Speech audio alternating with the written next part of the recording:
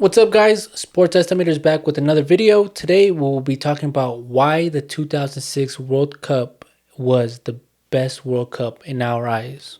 Chewy, you want to take it away? The 2006 World Cup is the best World Cup ever.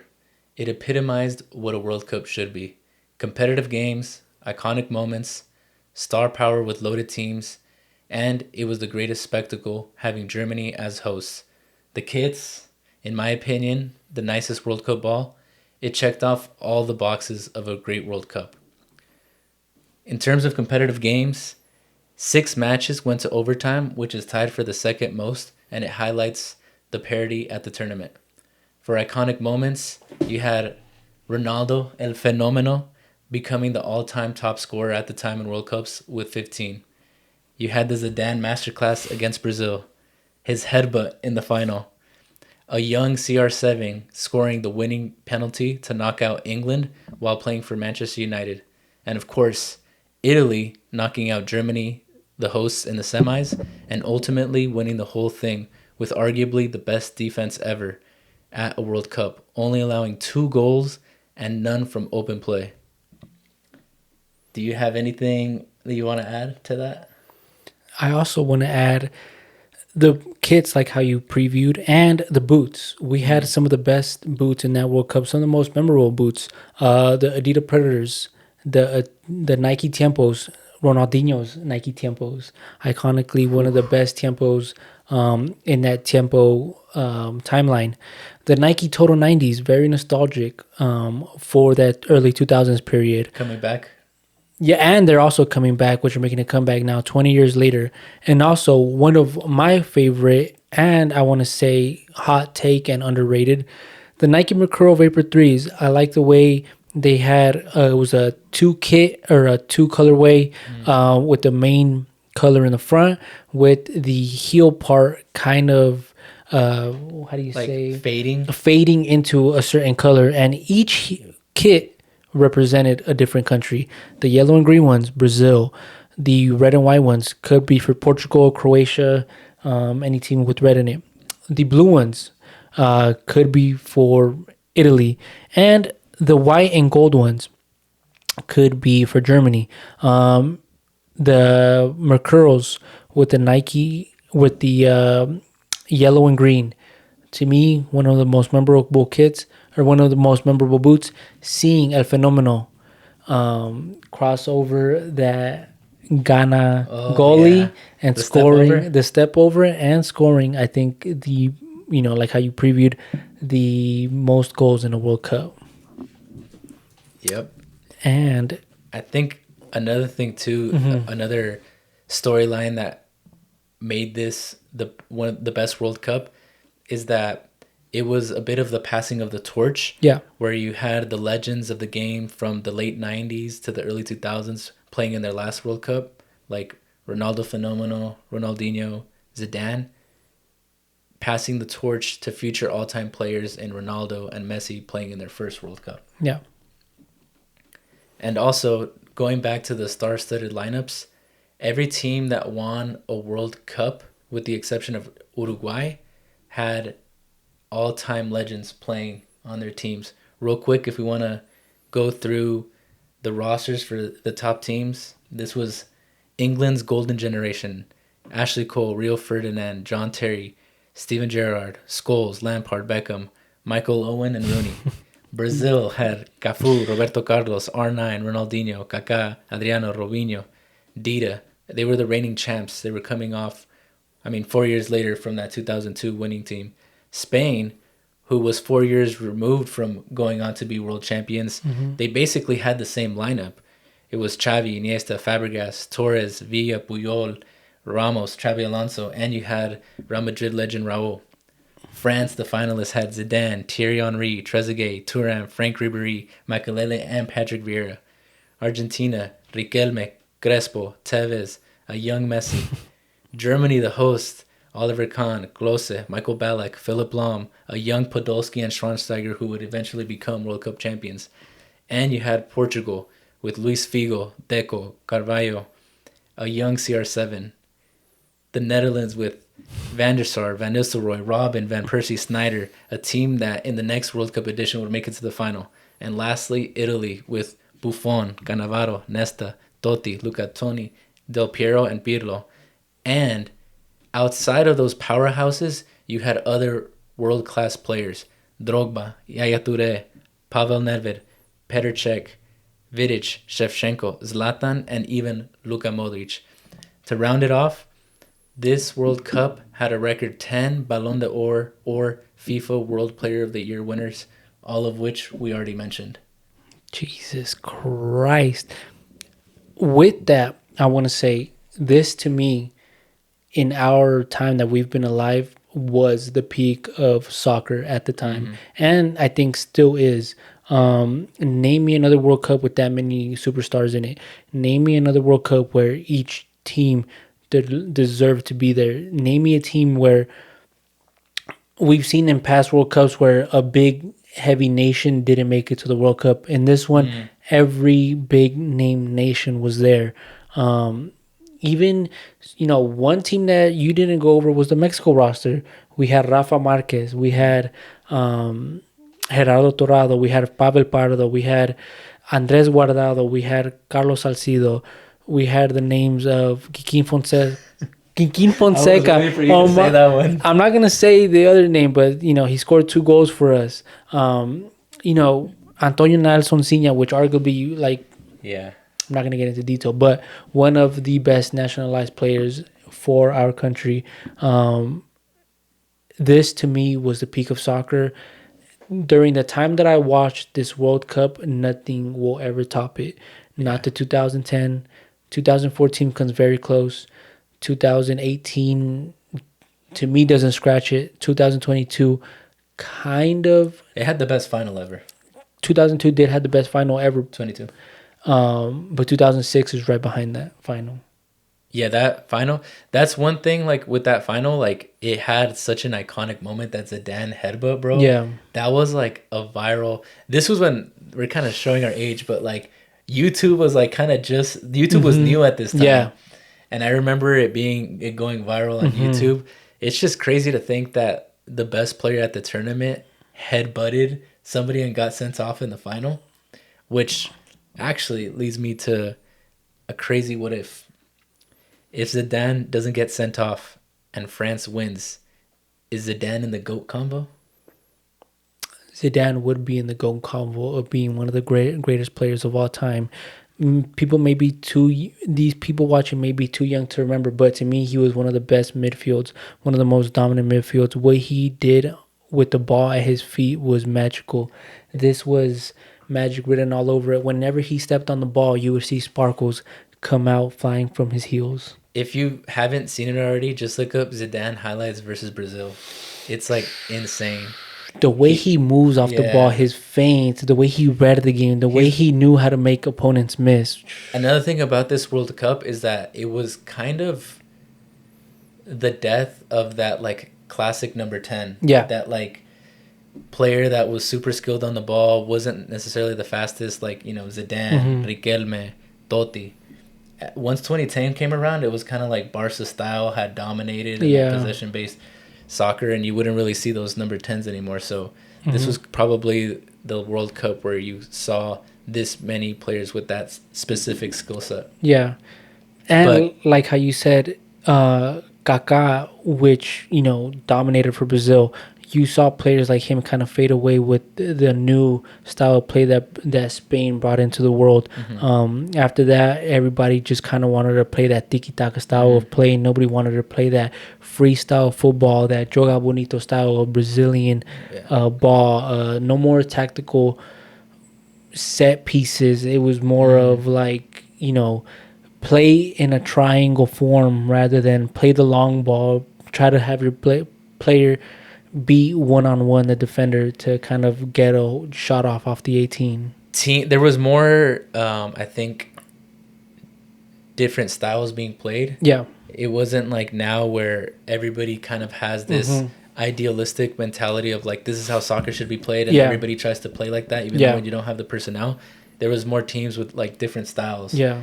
And going back to the Zidane thing, I think at the time, if he would have won, I think he would have been in the GOAT combo because he would have had 2 World Cups as the best player, 3 FIFA World Player of the Year awards, which was a record. He won the Champions League, he won the European Championships, and he had also won the Ballon d'Or. So with that resume, he would have been in the GOAT combo. He definitely would have been. And I think, you know, not trying to show our age, but I think some of you new cats need to, you know, do a little history lesson on who Zidane was, who this French team was. You know, playing with the names like how you mentioned Thierry Henry, Thurman, a young Ribéry. Whew. Bro, Patrick Vieira, like the names that I listed off when I was doing this, I left out a lot of really good players. Yeah, you did. Because You did. like there's just too many. Like Yeah. I could only name like the top players. Like for example, for Italy, I didn't name like a Gattuso. Mm-hmm. I didn't name for England like a Gary Neville Yep. kind of player. Just because there's way too many names for us. But yeah, this I think another point, this like I think we kind of talked about it, but as far as what a World Cup should be, it's the best soccer players in the world playing in one tournament, and this World Cup had more of those world class players playing in it than any other.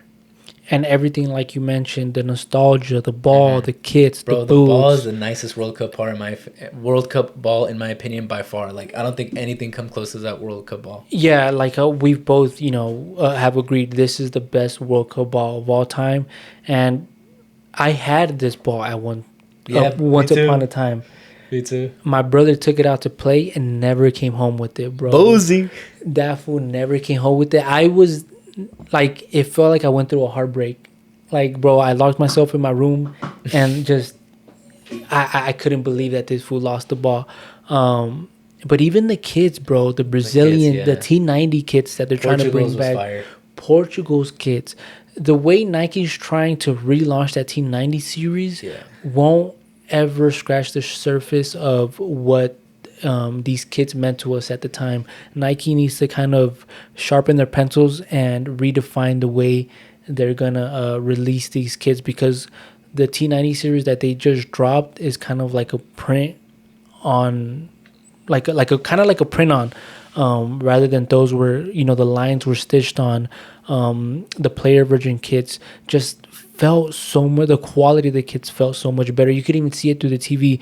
To me, that's one of Mexico's best World Cup kits ever as well. That one was fire. So it's just, maybe we're old, maybe we're showing our age, but also too, having a powerhouse like Germany as the hosts, like the stadiums were packed out. When I was doing research, apparently it was a very like friendly environment there. And like I think also too, because when you compare it to like 2010, that one was a little bit of a letdown with like the ball and the vuvuzelas, the logistics of that World Cup. And also too, full transparency, that was the first World Cup that we watched, like remember watching. So I think there is something to be said, if we're being honest, about this being our first World Cup, because you do have a special connection to that first time you're exposed to something, you know? Yeah, and to me, this was a time period where I was growing to love soccer. We were spoiled to see the type of talent we grew up watching. That's why now when we see, you know, these star-studded players that people mention, it's like they don't even come close to what, you know, the names you just listed off to who performed in that World Cup. Like it's just there's levels to this soccer shit, and the names now, you put them to play against these are like legends of the game, legends of their country. Yeah. And all playing at one time. Yeah, and now, you know, you see a good player and he'll shine for a couple of years. No, these guys stamp their name throughout football history. Yeah. And for me, on a personal level, like this is at the genesis of my love for soccer, because prior to this tournament, I was, you know, like a pretty avid fan of soccer. Like, you know, my dad would put on the America game, I would watch, like just here and there. I liked it, but I wasn't like, you know, in love. And then once I saw like the tournament as it went on, like I became obsessed. Yeah. Like, ever since this tournament, like I've just been super passionate about soccer. Everything that led up to this World Cup is what made me love soccer. And like how you said, my dad would throw on games, I would watch them. I liked soccer, but I grew to love soccer due to this World Cup. Yeah, it was like, I think it's the pinnacle. Like, a World Cup is a spectacle, and this was the best spectacle I've ever seen. Yeah, and it's funny because 20 years later... Oh, yep. It's the 20-year anniversary next year. It's the 20-year anniversary. We'll get to be at the host. At the host nation. Host nation. And I always grew up thinking, damn, how would it be to be, in the country that hosts the World Cup? How would it be to, go to a World Cup game? Yeah. Now that we got adult money, now that we're adults, we could finally fulfill those dreams of... You got me? Yeah, I got you. The sports estimator, you guys got LLC, the sports estimator LLC got us. Gonna make this shit blow up so we can afford tickets. We'll vlog it for you guys, I promise. But it's cool to see 20 years later, here we are. And I think, having said all that shit, if Mexico wins this next one, fuck all this nostalgic shit. 2026 will be the best World Cup ever if Mexico wins. Oh my God. Do you remember thinking what would it be like if Mexico won a World Cup? Bro, as a kid, I just remember thinking that'll never happen. That's what you would think, for real? I would think man, what if Mexico, I did, obviously the thought did come to me, I wonder what would happen. I'd be man, that would be insane. I didn't even think too much into it because I just didn't see it as realistic. And I mean, fast forward damn near 20 years later, and that looks, to be somewhat true. I think hopefully in our lifetime we get to see it once. I think we can, but given the history of Mexico from what I've seen, it's kind of just same shit, different toilet. Yeah. Every World Cup. Yeah. But what about you? Every tournament that we went into, I had the highest hopes up until 2018. That's when I was faced with reality, and I was like, I have to be honest with myself, because even 2014, I was like, we could possibly win this.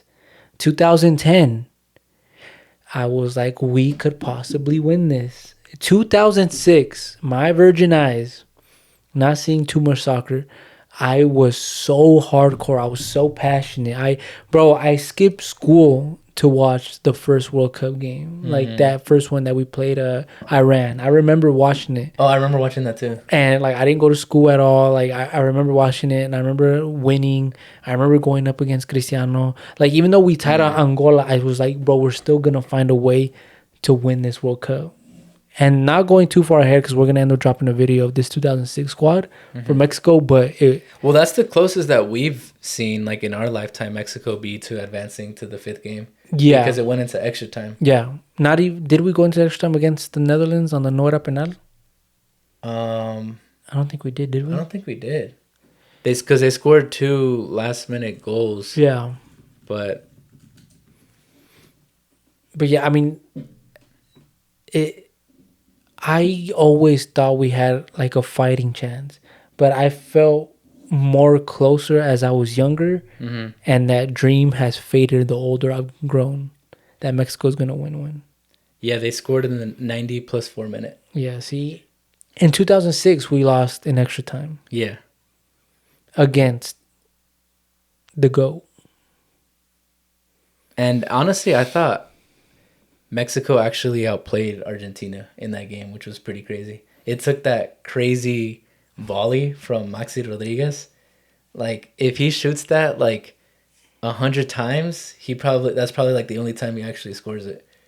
That was maybe the third time that I had cried because my team had lost a game. I cried, I shed tears. I hated Argentina players. I hated them. Yeah. I hated them. I remember I had I was going to school with some Argentinian kid, and I hated him for no reason, just because he was Argentinian. I hated him. Just mean mugging him at lunch while bro, he's eating. Yeah, bro. I wanted to beat his ass so bad because he fucking sent us packing, bro. His team sent us packing.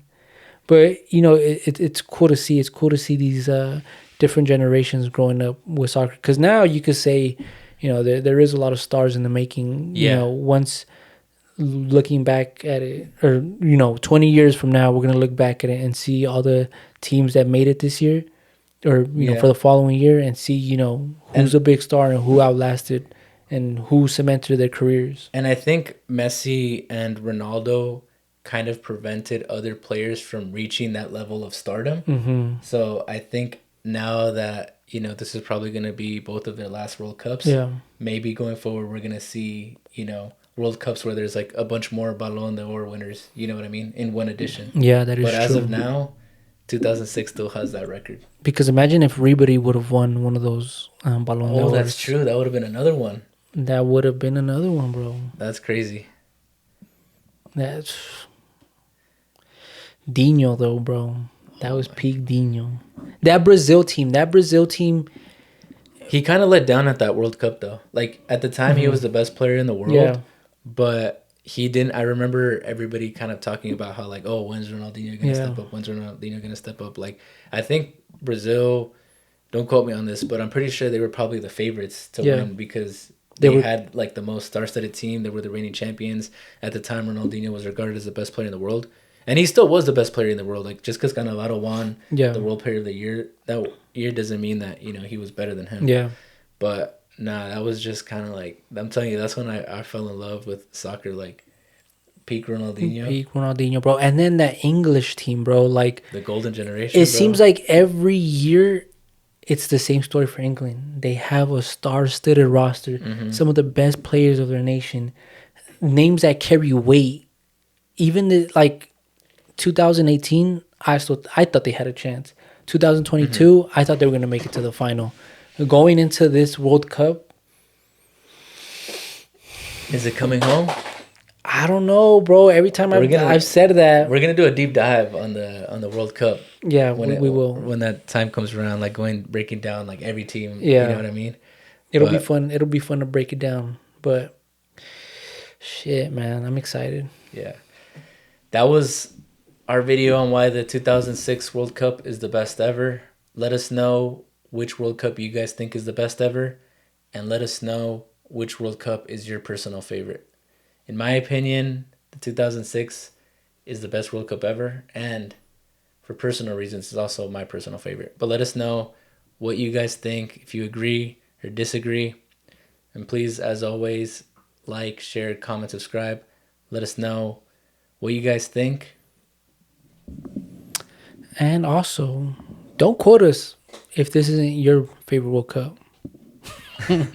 Peace.